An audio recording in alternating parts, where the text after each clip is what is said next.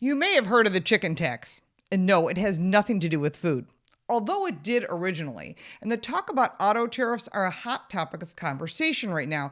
And this is where the existing chicken tax, which was put into place 61 years ago, comes into play. Now, you'd have to be around a long time to remember firsthand when it happened. But even then, you may not remember exactly why it happened. And here's what it is and why you should care about it. But first, I want to ask you to like this video and to subscribe to our channel to keep up with what's going on in the automotive world. And here's a quick word from our video sponsor. People ask me all the time how I don't look my age. Well, here's one of my secrets. I've been using Native Path krill oil because these omega-3s are sourced from wild-caught krill.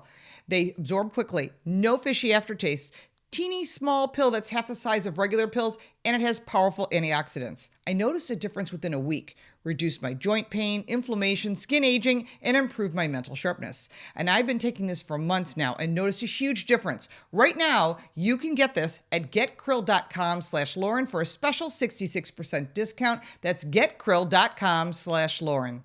Decades ago, in the early 1960s, Americans' chicken farms were producing poultry at an all-time high. And while U.S. customers enjoyed plenty of chicken dinners themselves, there still was a surplus. So the poultry industry got a great idea and decided to sell it overseas.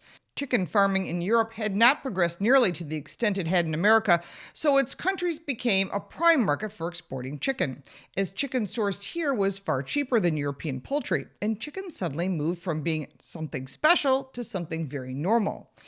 In a story in Time magazine from November 1962, it stated last year the intake of chicken rose 23% in West Germany alone. Demand for chicken expanded briskly into Europe, and U.S. farmers with shipments worth $45 million grabbed nearly half of the import market.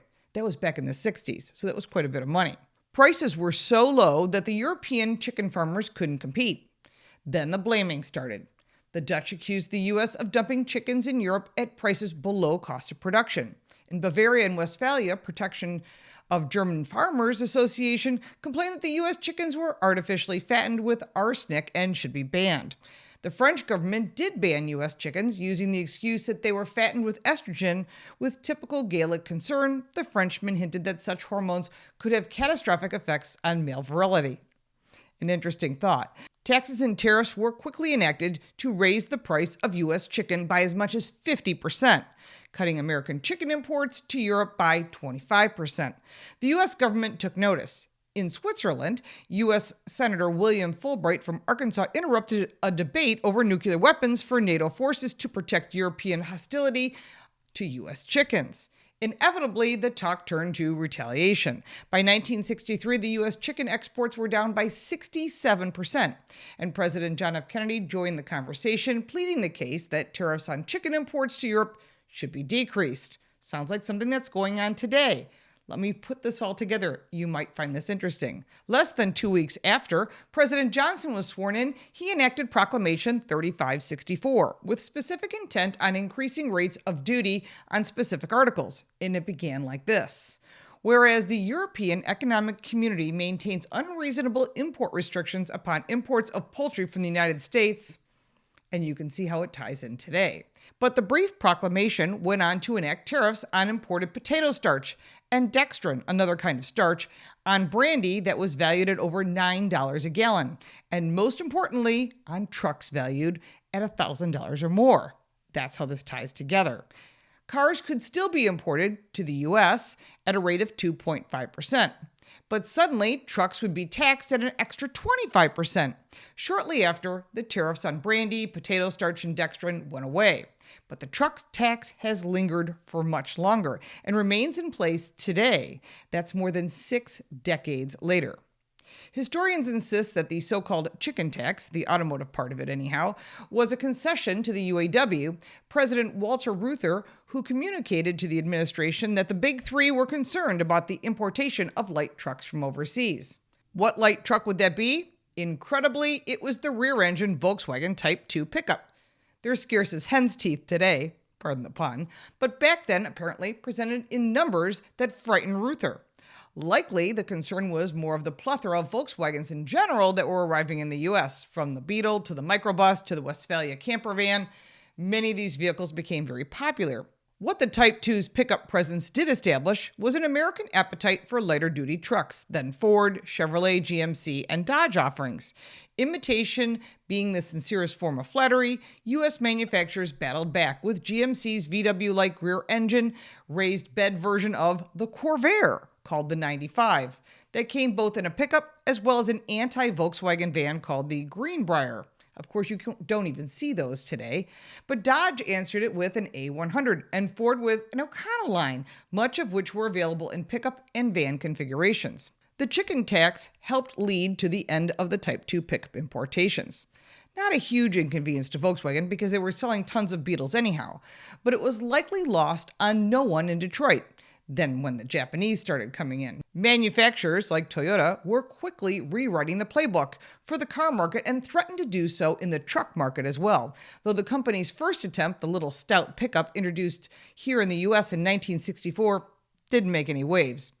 It wasn't until Toyota really got serious in 1969 with the Helix that Detroit began feeling the threat. Fortunately for them, the chicken tax was a genuine benefit. Foreign manufacturers have tried for years to find a loophole in the chicken tax. Perhaps the most overt and actually funny attempt was Subaru. The Japanese automaker attempted the import of the Subaru Brat. It was a small pickup truck that arrived in 1978, and they equipped it with a rear-facing seat, welded in because it was simple, but the goal was to say it was a car and not a truck. And this savvy move allowed the Brat to be categorized as a passenger vehicle, subject to only a 2.5% tariff rather than the full-fat 25% chicken tax. Quite wise of them. The early Chevrolet Love small truck, they were imported from Japan just as a chassis minus the bed, which was taxed at 4%. And the rest of the Love, including the bed, was finished in America before it was sent to dealers, and the loophole was closed in 1980. What the chicken tax arguably did do was accomplish having foreign manufacturers build trucks either in the United States or in other countries that were at least covering under the North American Free Trade Agreement, which included Canada and Mexico.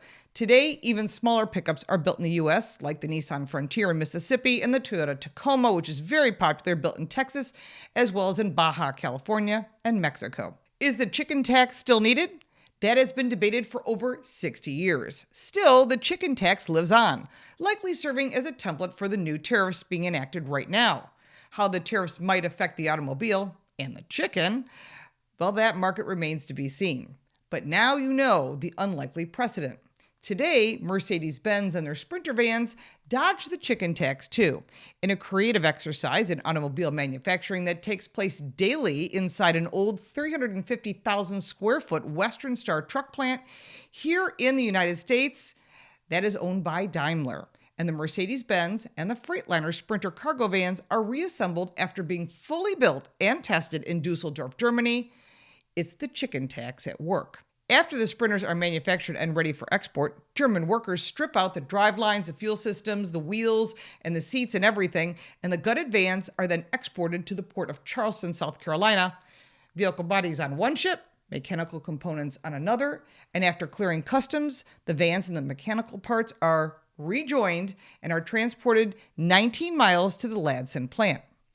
The reassembly process sounds like a logistical and potential quality nightmare, and American workers reinstall drivetrains and fuel systems and all the components in the exact vehicle they were moved from in Germany.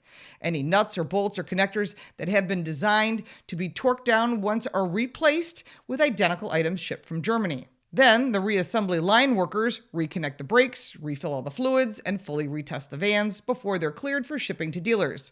The only U.S. content in the Sprinter van is a battery, and it clears the chicken tax. Daimler has devised a reasonable efficient system. Between 66 and 74 vans roll off that 17-station line 5 days a week. Each van requires about 3.5 hours of work to reassemble. Pretty crafty. And during a recent tour, Walter Block, Sprinter's chief engineer, said the quality of the reassembled vans is equal to the non-chicken tax Sprinters sold in other global markets. The Ladson plant is on track to ship about 23,000 reassembled Sprinters just this year. The gyrations from some automakers go through to avoid the 25% tariff on imported trucks seems wasteful and probably crazy. And of course, this makes vehicles more expensive to you. But some of it does make sense. For one thing, automakers can import a light truck and test the market without having to commit to a major assembly plant here on U.S. soil. And the 90 people here at the Daimler plant are earning good wages reassembling the vans, so you know they don't want any repeal of the chicken tax because it's their jobs. Mercedes-Benz says the cost to strip, ship, and reassemble adds about 9% to the cost of the Sprinter, which starts at just $36,990. And that includes shipping, so it saves them about 16% tax on every single van. And Mercedes-Benz isn't the only one dealing with the chicken tax. Ford and Chrysler are doing the same thing. Ford's Transit Connect, manufactured in Spain and shipped to the United States as a passenger vehicle, comes with rear seats, seat belts, and windows. Once they land at the Port of Baltimore, Ford converts them, about 70% of them, into cargo vans by removing the seats, the windows, and the seat belts. And it's the same strategy Chrysler is gearing up with their ProMaster City. It's a small van, which is built in Turkey, and it's listed as a passenger vehicle until it comes here, and then they modify it. And now Daimler has added more to their van exports with a new small Metris. Like the Sprinter, it will leave Europe in pieces and be reassembled at the Ladson plant. The Metris will be built in Vitoria, Spain. Mercedes-Benz is hoping to build its U.S. commercial van business to 50,000 units per year. And once it reaches that threshold, company officials say the door is open to constructing a plant to build Sprinter and Metris vans here in the U.S. As of today, they're not there yet. But with Trump's new tariffs, this may be a consideration.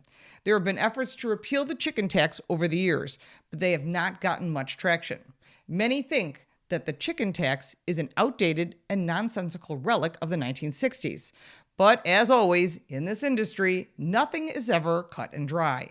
Now, the big question is, will the tariffs push brands like Mercedes-Benz, Ford, and Chrysler, as well as many others, to start producing their vehicles here in the United States? We have the facilities. We have the people. We just need an incentive. If you like this video, give it a like and subscribe for more videos like this, and check out our car review channel, Car Smarts. You can support me by buying me a cup of coffee, and if you want even more content, check out the links in the description. I'm Lauren Fix. Thank you so much for watching.